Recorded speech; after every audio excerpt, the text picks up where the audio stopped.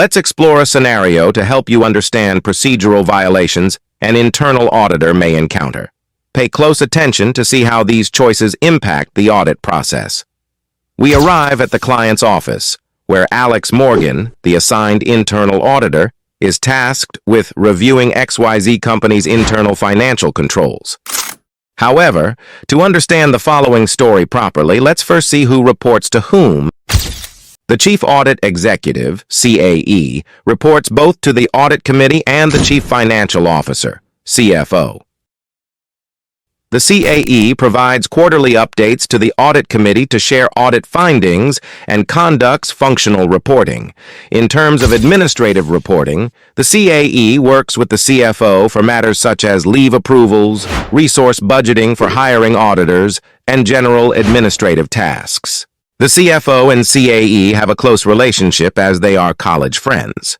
In the end, the internal auditor reports his findings to the Chief Audit Executive.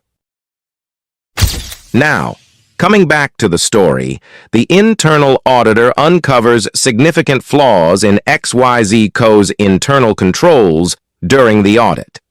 These issues have led to the embezzlement of funds. Alex prepares a detailed report outlining the problems and submits it to the Chief Audit Executive, CAE, for further action.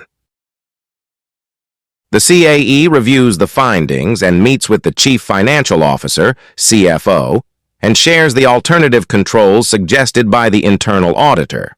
To save costs, the CFO asks the CAE to have Alex implement the controls, avoiding the need to hire additional staff for the task. Additionally, the CFO also asks the CAE to keep the findings out of the report to the Audit Committee, fearing potential damage to the company's reputation. Being close college friends, the CAE agrees to the CFO's request. The CAE then instructs Alex to implement the suggested changes without disclosing the findings to the Audit Committee. Alex understands the situation. The internal auditor implements all the advised controls, mitigating the risk of fraud. However, instead of receiving remuneration, the CFO offers trip vouchers with flight tickets to Dubai.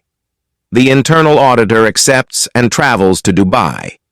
So, what went wrong in this scenario?